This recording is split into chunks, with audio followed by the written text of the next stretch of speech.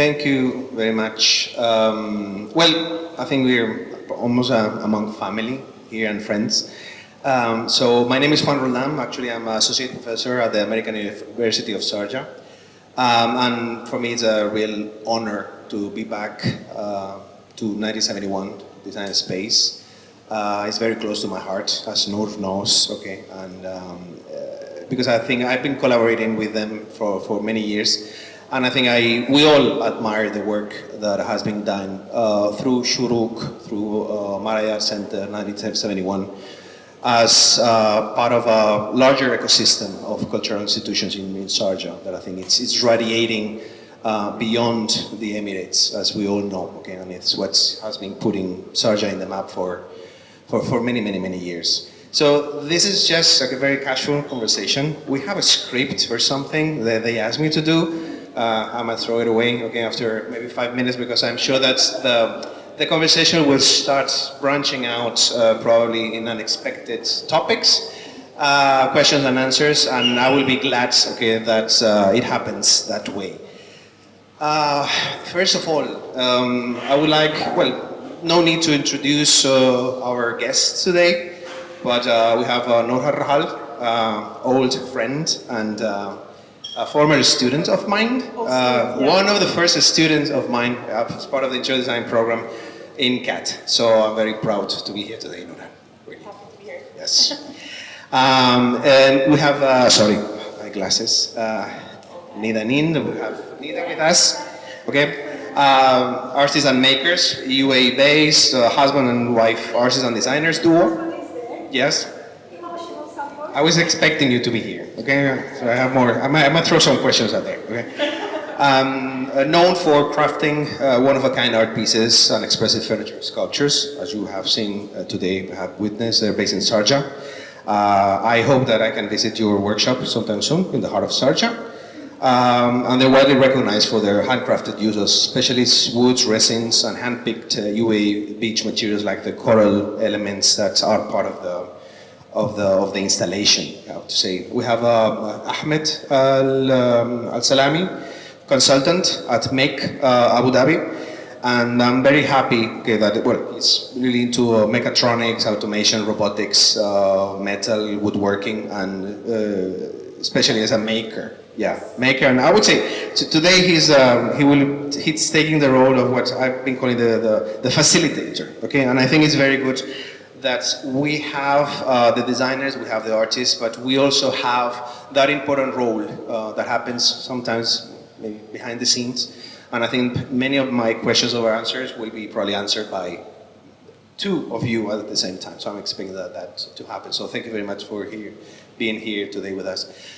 I would like maybe, and I think we have probably some guests that I have right a little bit later, if you could maybe in a nutshell, try your best. In a nutshell, a little bit about the inspiration or the triggering element for the installation. I would like to ask both artists and designers. So if you could explain the concept behind the scenes. Thank you very much. So the inspiration behind the entire exhibition was taken from the Faya Paleo landscape, where tools were found made out of flint stones, and where people basically shaped stone to create specific tools let's say,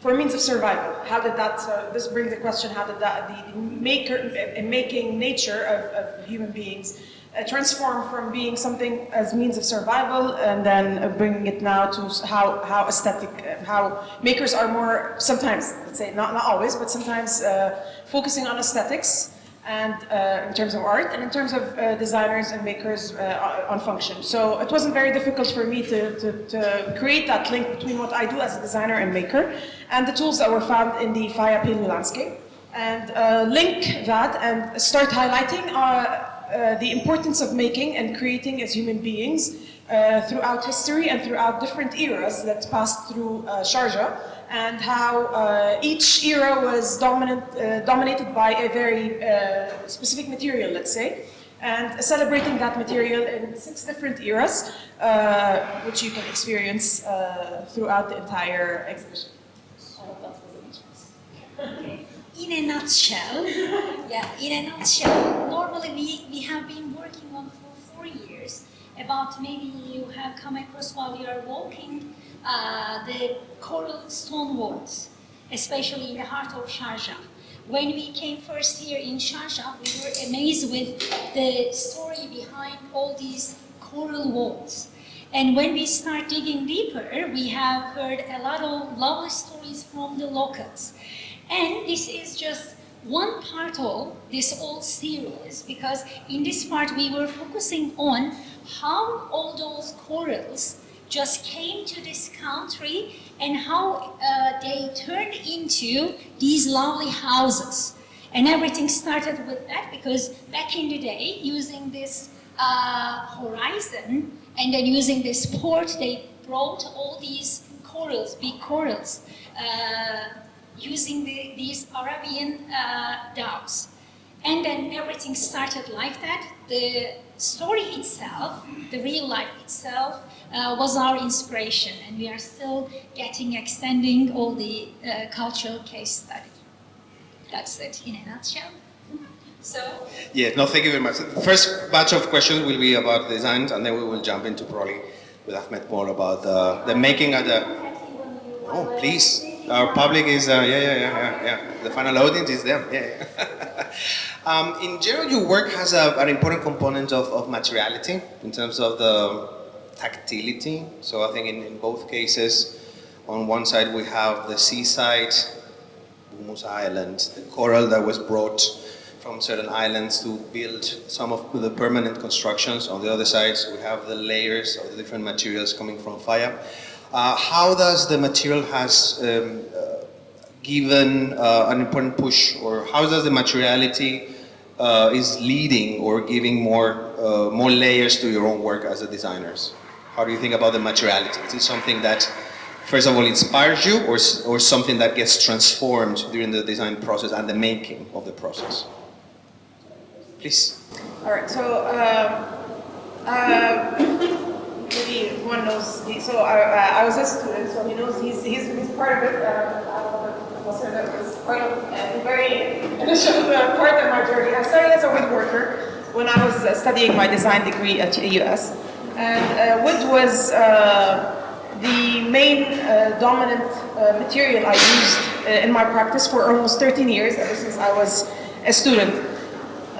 The past year has been more of an experimental way of looking at materials in a different way. How can I start looking at materials as an opportunity to start merging materials and start creating things that are more complex, more interesting in a sense because of that a combination of materials, and how can they work together to create harmony in a sense.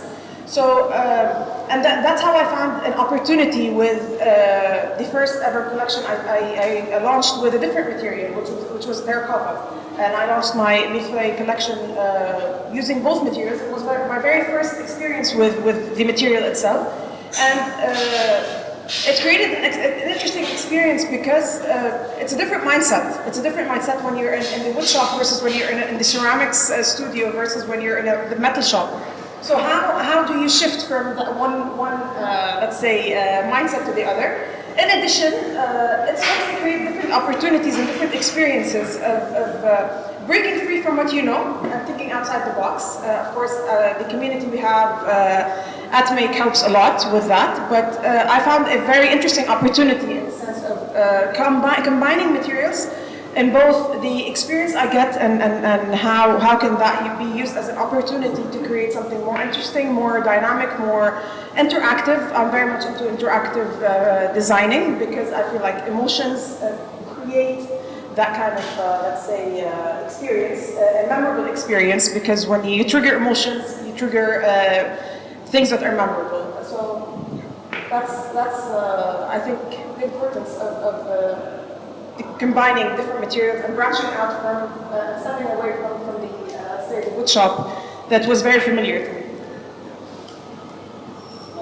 For us, normally, we have two main materials, and both of them are from nature. That's why we feel so lucky, because to be honest, as an artist and designer, we do not need to do a lot of things, because itself the material, it dictates you when you just put something on your table, your desk, it starts dictating you, and it will really have. Always, Fatih says, the Mother Nature is the real artist, and we are just collaborating with them. So when your motto is this one, it will be literally so easy.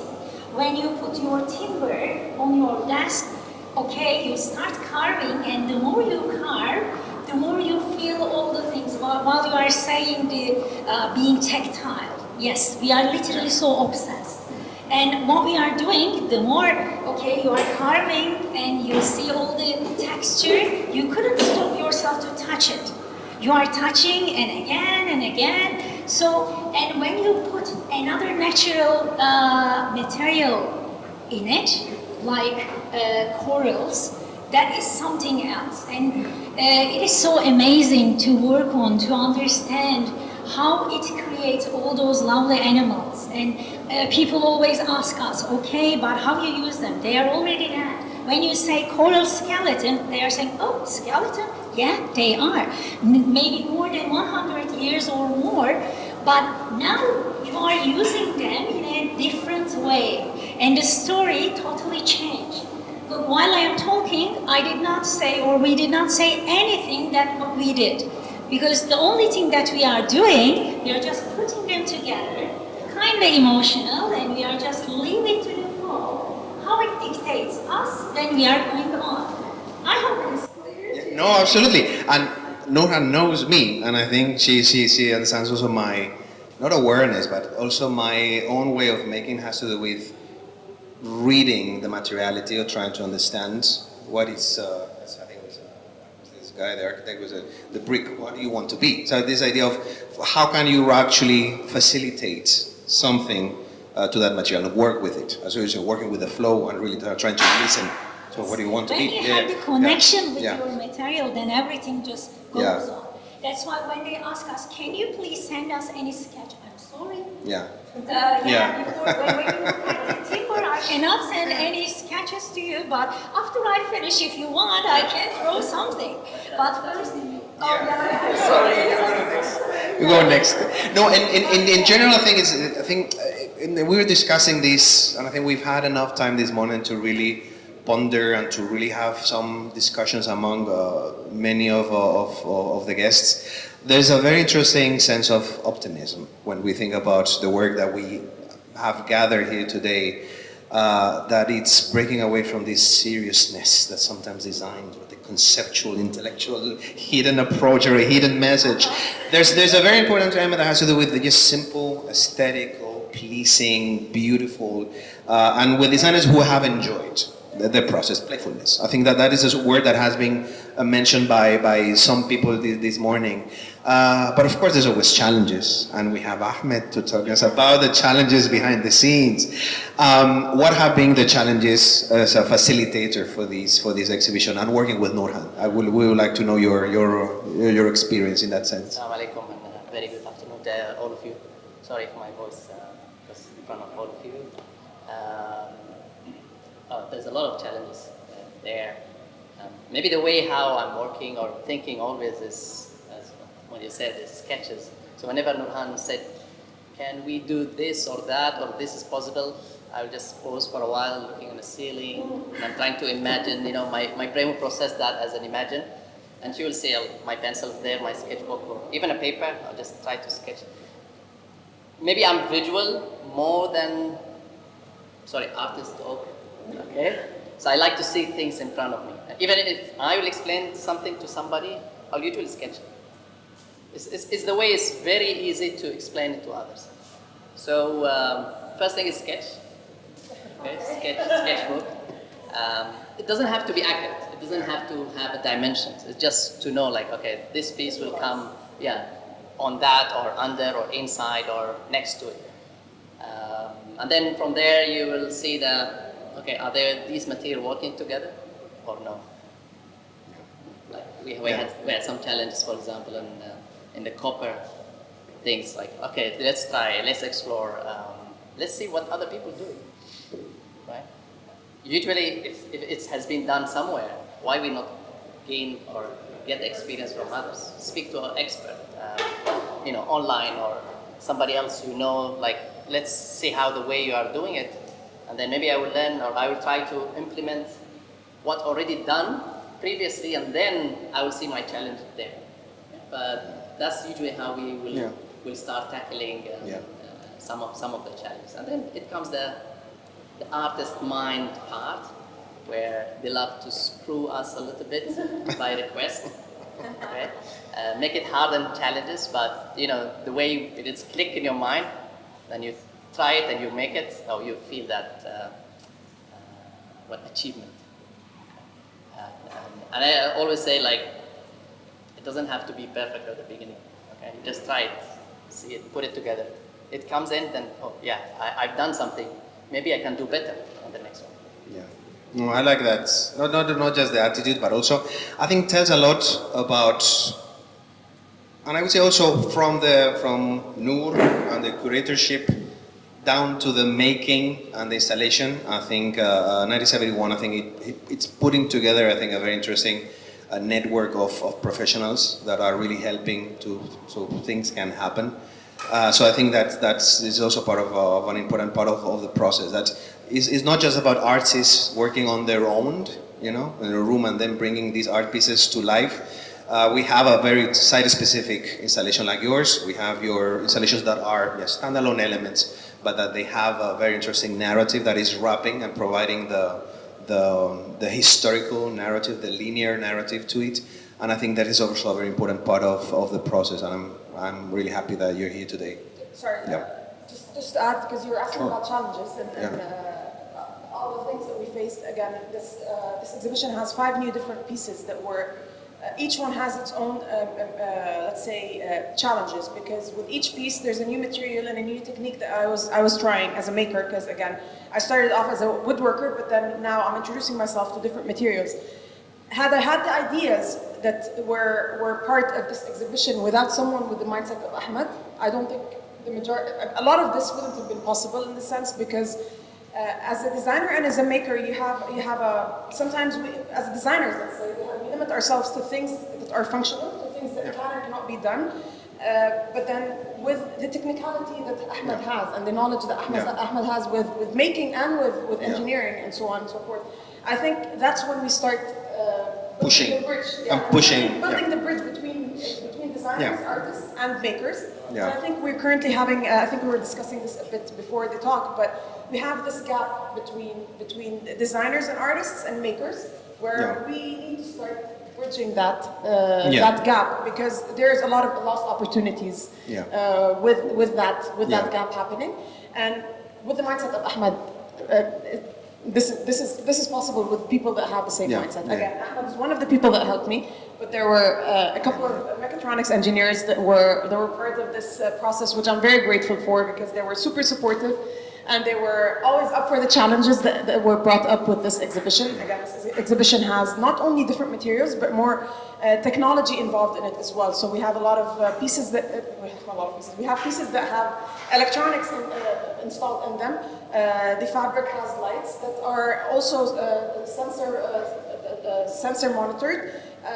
Without the help of Ahmad, which is another mechatronics engineer that basically designed the entire circuit of how things work. Again, I had an idea, but had I not have someone that was up for the challenge, this idea would have stayed in a sketchbook or on a paper somewhere. Yeah. So it's super important to have that person to build the bridge between a maker and designers, artists, and technicians and the making process. Oh, it makes sense. So we have an installation that is about 120 pieces of carved wood. Your installation is 120? 200. Okay, 200. So it gives you the scale. It gives you the scale of a challenging condition, okay, that has to do with something that is site-specific. Yeah, sure. Sorry, we have to mention that. I'm taking it from gratitude. Sorry for that. Yeah. Because I know the work that it takes. I have done also some carving myself in wood, and it's, oh my God, that's hardwood. Yeah, that's it smells horrible as well. So. Yeah. So And part of the conversation that we're having now, I think, is also going back to some of the words by Nurhan when she was introducing her exhibition, is about a celebration. She's insisting a lot of what she was discussing and talking about her pieces. But in both cases, okay, with the help of Ahmad, I think there's a celebration of making. Wanted to be optimistic about that fact. Do you think that we're losing the fact of making as part of our daily life, as part of a cultural element? I'm sure, I know the answer, but I'm sure, because I think that is an important element that we have to somehow to put in crisis. Yeah. The problem is normally, yeah, of course, we are losing something, and it is not that for somehow they are just asking, no offense, oh, are they all science? Excuse me? Yeah. How many hours we have spent to carve them? But it doesn't mean that, oh yeah, we are so honored while we are doing this. But the thing is, it is our case. So we do not mind to do this as long as we have time. We have just finished something to do. That's why we had to say sometimes, because when someone asks you, okay, when can you finish this? What is your timeline? Or if you are asking 4 meters or something, we have to tell the truth. Okay, it will take time. But the problem is we don't want to do something, finish something so quickly. Yeah, we are also losing something, losing money or time, but no rush, because while we are doing our job or we are doing our art, we really, first of all, we need to enjoy. This is our first thing. That's why, okay, maybe we can lose 5 projects, but thank God for now, it is okay. We have 1 project, we can proudly just show it. I'm sure her answer should be different, but our mindset, our life now, it is a bit different, because the thing that we are doing, first we need to enjoy. If we love, then we can say Mina or Noor. We literally so respect all these reels, renders, sketches, technical things, but maybe we are a bit old school for these things. We are enjoying what we are doing. Hand carving, it is still our favorite. Maximum the Dremel and pencil, we are happy with it for now. Yeah, the only thing that we are, I'm so sorry, the only thing that we are losing, maybe extra projects in a short term. If you think like that. I mean, thank you for calling me young, okay? Youngish. But even with me, so I've been a full-time designer and maker for the past year now. And thankfully, I've started to take on commissions and sell my stuff to clients. But I think I sort of, maybe with a younger take on that, your clients start to find you as well, and clients don't mind to wait. So it has happened multiple times now that I give a timeline. Sadly, I cannot limit myself to that timeline I'm giving the clients, but they're more than happy to wait for the work because they understand. So I think your clients start to find you, and they don't mind waiting for your piece, and they're happy to wait as long as they get it. But so I've had clients that waited for almost 6 months now. And they're still happy to wait, and they're still happy to kind of until I'm done, because they do know how much work goes into piece. They do know that every single piece, let's say with the Milfay collection, every single piece is literally shaped and sanded and separately. So let's say it has 60 pieces in each one. Every single 60 piece is handmade. Of course, I use some tools and machines, but everyone is monitored and shaped in a separate manner, right? So people with the same mindset start finding you as well. So they don't obviously not always, but you start to find your own audience, I would say. And back to your question, you were asking about making the important, an essential part of. Yes. We're losing that part of. We're losing making with our hands. Yes and no. I have a feeling that now with AI dominating the world, I think a lot of people are reverting back to very natural means of handmade stuff and wanting to make things with their hands. Clay so far maybe has been the easiest easiest, let's say, craft to try out. Yeah. But a lot of people are introducing themselves to woodworking, to metalworking, and so on and so forth. So maybe it's helping us in a As way. have a reaction. Yeah, against- exactly. yeah. So people want to try things that are handmade. And it's always impressive. So I sometimes give workshops with, I give workshops, introductory workshops to woodworking. And it's always impressive to me that every single person I've given a workshop to has the same, let's say, more or less satisfaction of finishing the product. There's Yeah. a sense of achievement Yeah. that they get after they're done, even if it's not perfect. And it's never perfect from the first time. I always tell attendees when I'm giving a workshop, it doesn't have to be perfect, and it's not going to be perfect. If it looks easy when I do it, it's because I've been doing it for, let's say, I don't know, 13, 14 years. There's a reason why it looks easy. But if you do, and they're fine with that. And if you're doing a mistake, you're learning from something. It's not a mistake, it's something you're learning from, and you're adding on to the experience with whatever material you're working or with whatever tool you're working with. Yeah. So I think, yes, it is important to start bringing it back into our daily lives. Yeah. And I think we've got ourselves maybe as advocators, I would say, Yeah. and maybe living proof that Yeah. it's still possible. I like your point about hopefully there's a reaction that works in parallel with AI. I'm not against AI. But again, the same arts and crafts became a reaction against the machinery used for the Industrial Revolution. So let's hope that we can have both worlds. Ahmed, I was very surprised when you were talking about sketching. So I took for granted talking about mechatronics and CNC machinery. The pencil and the paper wouldn't be part of your repertoire. Do you think that somehow we're losing that also from an educational point of view? Do you think, and having lived here enough, do you think that schools should also probably improve their curriculums in that sense? What are your thoughts from that point of view? Yes, regarding the first discussion, the first point, Yeah. previous point. Yes, I'm one of the person who will jump into what we call a digital fabrication. If a machine can do it, I'll just jump to the machine. Let it do the job for me. It's just the natural. I'm handling many things at the same time, so I just want things to get done fast. But again, I really appreciate the people who do work at hands. Okay, this is like I would call them the group.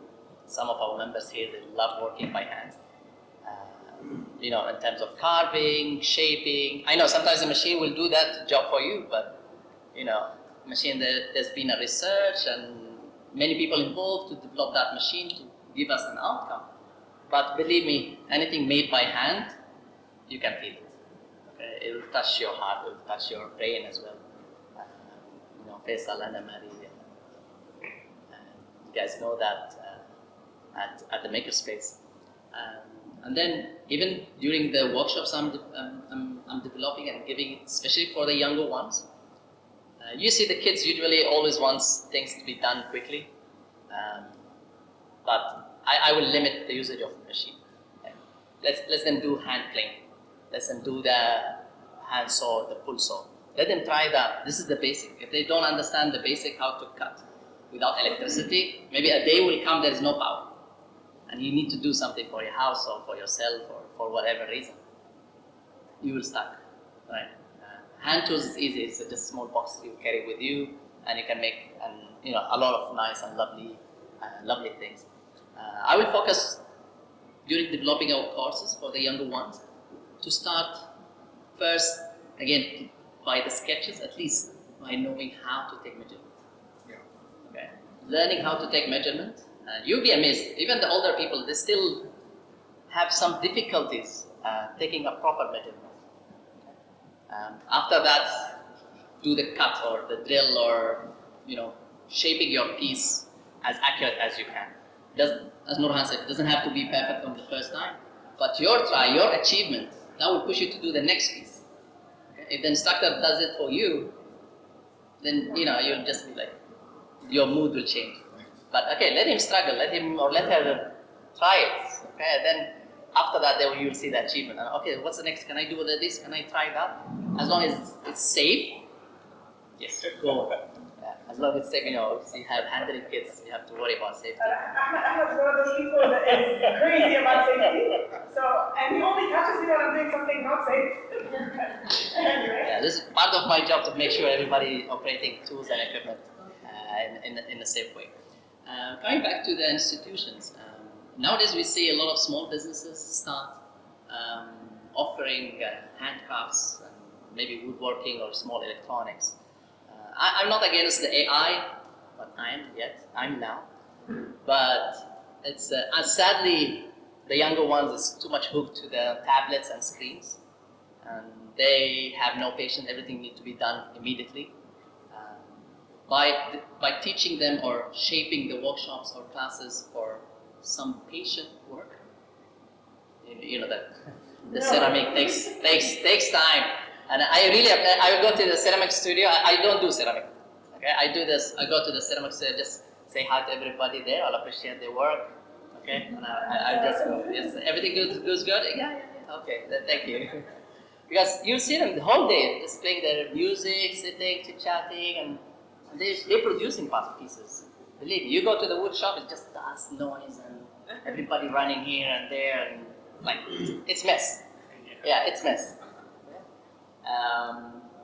So coming back to the point is, you start young, start from the schools. Now the schools start having those DT classes or design and technology classes. So they want to push for out of the box and this learning.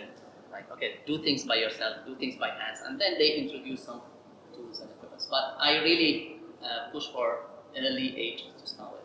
Even last year we run senior program, like above 50 years old people. So senior citizen will come to our shop. So one of the workshops I was developing with my colleague Joshua, it was a woodwork. So first run we did was with a table saw and things like that, and it was like, nightmare. And first batch, that's it. We have to revisit, change it, and we shifted completely different. From table saw and bandsaw, coming back to hand plane and a pull saw. So they have to make the boxes all by hand tools. I mean, you can use sanders, sanders and stuff like that, but because of the age and maybe the ability of older seniors, it was like really, my heart was, please. Okay? But again, they were enjoying it actually more than the machines. And for your surprise, that course was targeted the male senior citizens, but we had 70% of them the female. Yeah, so more of the female show up for the woodworking actually than the male ones. And I know they will struggle. Some of them the first time they see a saw. Some of them they will have a little bit of experience, but really they were very happy at the end by the products or the boxes that they made. So starting in the schools, universities, having some subjects or curriculum maybe involved in making. It doesn't have to be a specific project, but it can be also changing, depends on the season or a program. Yeah, I'm happy that you mentioned that. I mean, I don't like the word empowerment, but this sense of satisfaction that anyone can have after making something with their own hands, it's something that's, it's something that cannot be removed from your brains ever again. Yeah. Sorry, I always also say to our members, like, you come to the makerspace and make something. You don't come there because you need it most of the time, okay? You can purchase it. I'm telling you, buying it is much cheaper than making it. Like making it, the cost of making it, it might be 3 times, 4 times, okay? But you enjoy the process and the journey. Like from selecting your material, from challenges, does it work, does it not work, okay? And then you go on after. Yeah, great. Yes. So I think we have covered the whole spectrum from the artistic side of things to the making side of things. I think also geographically, so from Humus Island to Faya, and geographically linking make space in Abu Dhabi with Sharjah, I think in that cross. And in the middle, I think it's 1971, okay? So I would like to thank 1971 Design Space, the designers, artists, and makers. today for being with us, all our guests coming also for being here with us for the opening. Thank you very much, and yes, just tell the rest of the people that come and visit the amazing exhibition here in 1971. Thank you very much indeed.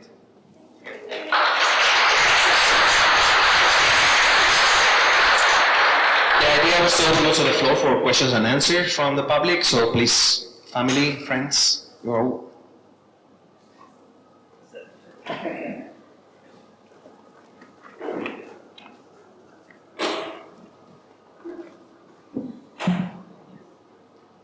First of all, congratulations to all the artists. Wonderful work.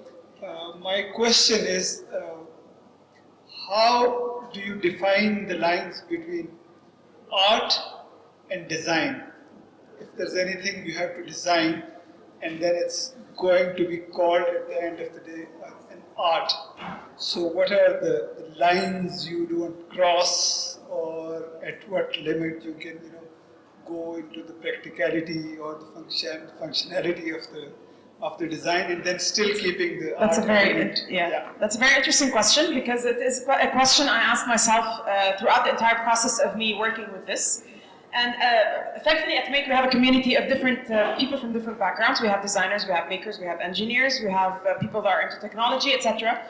So that was a question that I always ask myself. And I come from a design background, and I was introduced to making during my design degree. And an artist was there one day. They work at the Risk.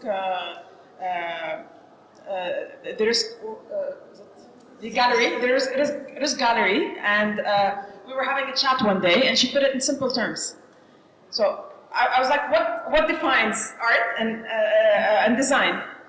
One word, she said, function. Functionality is what defines this from that. And maybe if you walk through the exhibition, one piece, yes, it's functional now, but one piece that I was working on was not meant to be functional.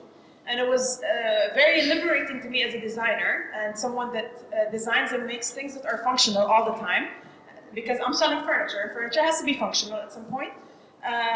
The copper installation here was a piece that was meant to be an artistic piece. I've never done artwork before, but I wanted to take a go on that with this piece. And it was, I must say, it was very liberating, because I had the chance to liberate myself from all the, let's say, the constraints I put on myself as a designer, and so the functions, the ergonomics, etc. I wasn't thinking of these things. I was just literally, I took a couple of rods, shaped them, and saw what came out after that, and it was very nice to play. It was very playful. I normally enjoy and play around with my furniture, as you saw maybe, but this was a different type of playfulness, because I'm literally just shaping them as I go, and what comes, comes, and I wasn't constraining myself to anything. So I think function is what defines design from art. And I think the process has just, the order of the process is a bit different for us.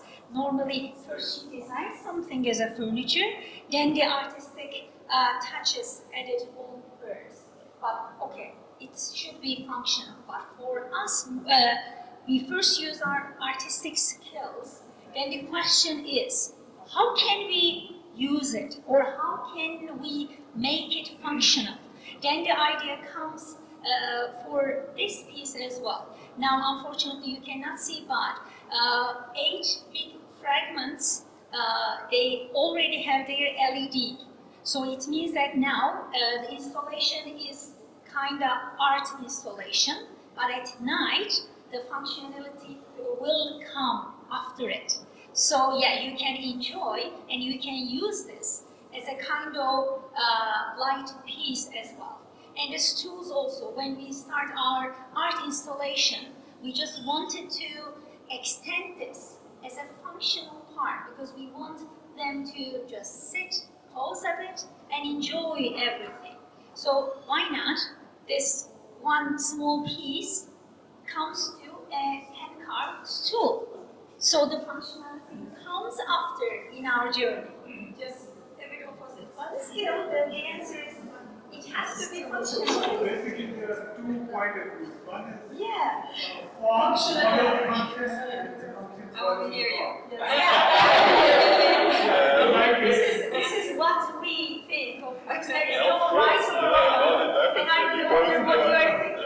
Because the human knowledge or our knowledge is not a box. You can't say this is art, this is design, this is whatever. Our thinking is all connected. Function does not explain what should be design or art, because then I would say that the empty frame on the wall, is it a design or art? Is there a function for this? Yes. It's decorating.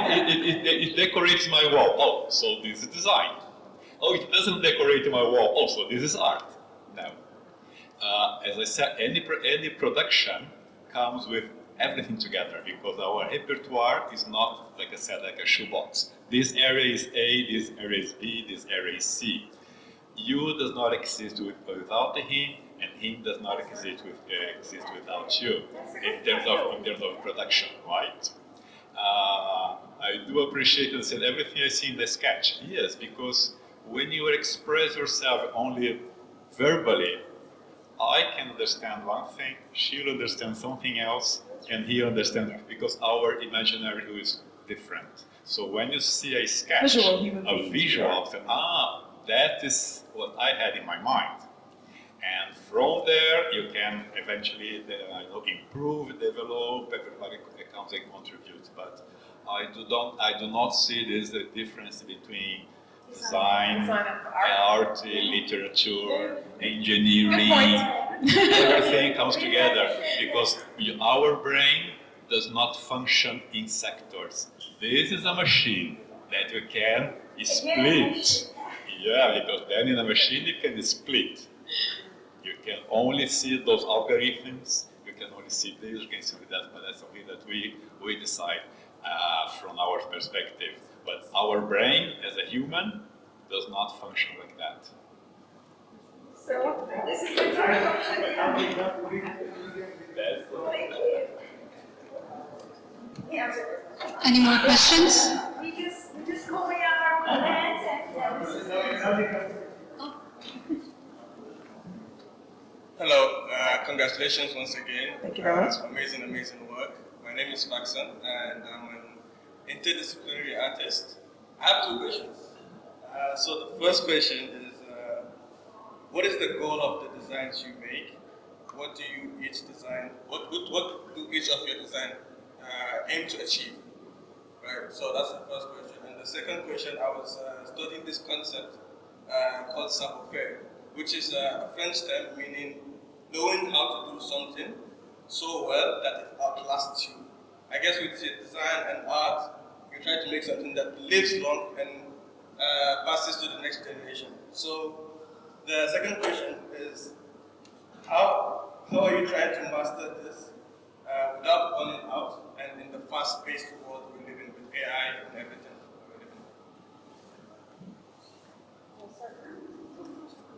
Okay.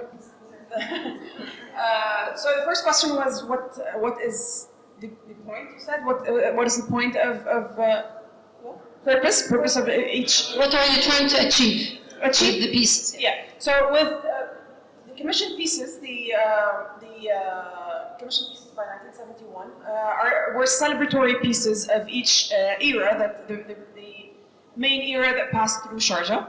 And with each era, we had a dominant material. So the idea behind each piece was to celebrate that specific material in a contemporary, modern way of looking at materials, while celebrating the process throughout. And the last era was where the modern era and the loaned pieces are. It so happened to be that the majority of not the majority, but all of the pieces that you see in the modern era were materials that were used throughout history, but with a contemporary modern take on them. That's why I think the loaned pieces complement all the commissioned pieces in the exhibition. And the second question was, sorry, can you? The savoir-faire, how do you aim to achieve the fast-paced world? Like how do you balance burning out and How do you ensure the long-lasting effect of your designs so that they overlast your being? I Yeah, think. I think it's the design and I think a big part of it is the material I try to use with my pieces. I normally try to avoid using engineered materials like plywood, for example, MDF, etc., or veneers. I try to use real material, solid material like solid wood, like terracotta, like authentic solid material to allow it for that. And now, whether people perceive it as long lasting or not, then that's that. Hopefully, I try to do that with the designs, and if sometimes I achieve that, sometimes I do not. But it's a way of so it's at some point it's a trial and error kind of thing. I think it's yeah, and the process forces you basically to I don't think making is a thing that can be rushed. Making is something that has to take its time, especially when you're using real material and solid material. It dictates on you what it can and cannot do and what it wants and doesn't want to do. For example, with clay. Clay has to take its sweet time, and you cannot rush it. You rush it, you break it. There is no way you can rush it, for example. Similarly, maybe sometimes with wood, if the wood is dried, it's not dried properly, then you'll have difficulties working with a piece of wood. For example, when you cut it, it warps. So it's a living thing. Wood is a living thing, and it dictates what you can and cannot do with it, right? So the process forces on you to slow down, to take your time. Of course, it gets more challenging when you have a deadline and you need to actually constrain yourself to that, but the nature of the process forces you to slow down, sometimes take breaks, sometimes take deep breaths before, and think through the process before you complete your work, basically. I don't want to repeat, I totally agree to her, but just for our installation, what I can say, let's start with the second question. While we are choosing, first you have learned that your installation will be outside. You are checking all the factors, the climate, the weather, the sun, and everything. Then you choose your products according to this. And also the creators, they are very well aware of that. While you are doing something and while you are working with the natural elements there, and also the natural products like hardwood, for example, African teak dabema.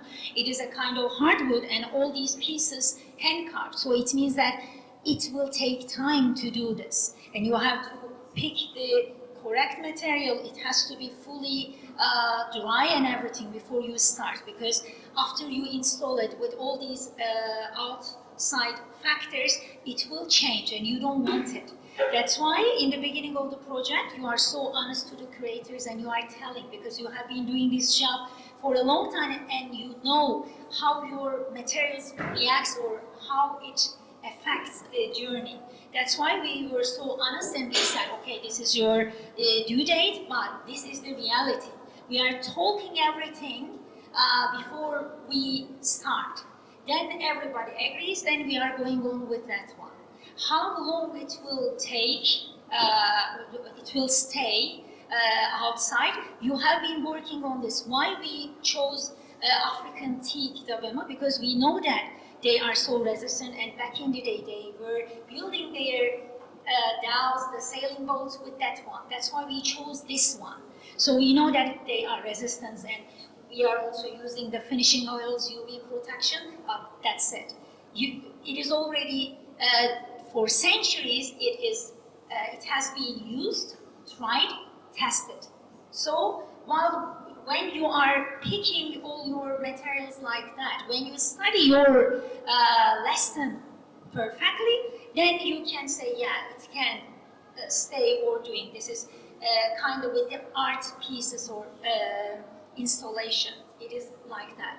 And when you think that what was the concept in the beginning, I have already explained, but for you again, why we did this, why we put this one. Now, everybody, most of the people who are not from Sharjah, now they were aware of, oh yeah, all those stone-like things, they were corals, and they carried them from different areas. So now this was our aim.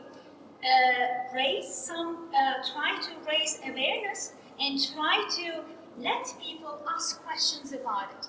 Luckily, we feel always so lucky.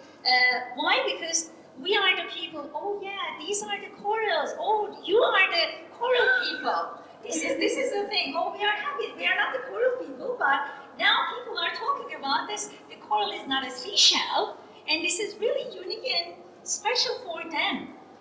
I think we did this one. We weren't aiming that one, but now this is our main aim. Okay, raise the awareness. Now they are aware of it. Thank you. So there are four people. I'm the milfrey. Yeah. And if it ages, it ages. I mean, I think if it ages, that's the beauty of natural material. It's part of the landscape, and it's part of how real material reacts, right? So I think we need to break free from that mass-produced kind of. It has to last whatever. Although a lot of furniture pieces nowadays do not last, but then you have that installed in your mindset that it has to last. But natural material ages, and it beautifies with age, I think.